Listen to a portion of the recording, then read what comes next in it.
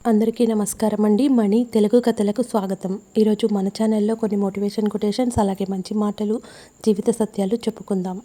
మంచి సమయం కోసం ఎదురు చూస్తూ ఉండకండి, ఎందుకంటే అలాంటి సమయం ఎప్పటికీ రాదు. డబ్బు ఉంటే ధనవంతుడే అని అంటారు. అదే పక్కోడికి కష్టం వచ్చినప్పుడు చలించే గొప్ప హృదయం ఉన్నవారిని గొప్పవాడు అంటారు. బతకడం కోసం నిత్యం రాజీ పడడం కంటే నీకు నచ్చేలా బతకడం కోసం యుద్ధం చేయడమే ఉత్తమం. నీ మనసులో ఎవరికి ప్రత్యేక స్థానం ఇవ్వొద్దు, ఎందుకంటే ఇవ్వడం సులభమే, కానీ వారికి ఆ అర్హత లేదని తెలిసినప్పుడు కలిగే బాధ భరించలేనిది. ప్రేమ, స్నేహం, గౌరవం ఇవి బలవంతంగా తీసుకునేవి కావు. మనం నచ్చి, మనల్ని మెచ్చి వాటంతట అవే రావాలి. అప్పుడే వాటికి విలువ. మంచితనం వల్ల కూడా అప్పుడప్పుడు ఇబ్బంది పడాల్సి రావచ్చు, ఎందుకంటే జనం మెచ్చుకుంటున్నారనో వాడుకుంటున్నారో తెలియడం లేదు.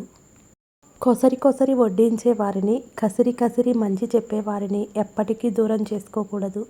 అలాంటి వాళ్ళు ఉండడం కంటే మరో అదృష్టం ఉండదు.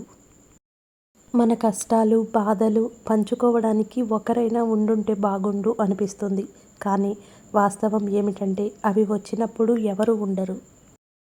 గర్వంతో ఉంటే సన్నిహితులను కోల్పోతాము, ఈర్ష్యతో ఉంటే స్నేహితులను కోల్పోతాము, కోపంతో ఉంటే మనల్ని మనమే కోల్పోతాం.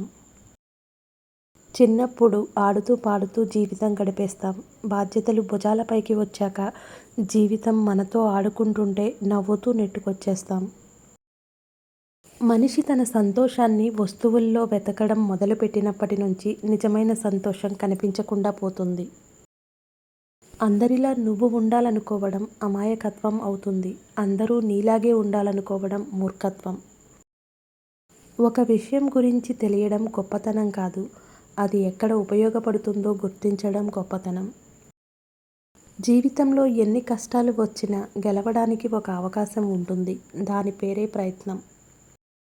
మాట్లాడేటప్పుడు నోరు, ఖర్చు చేసేటప్పుడు పర్సును జాగ్రత్తగా చూసుకుంటే పరువు, డబ్బు రెండూ మన నియంత్రణలోనే ఉంటాయి.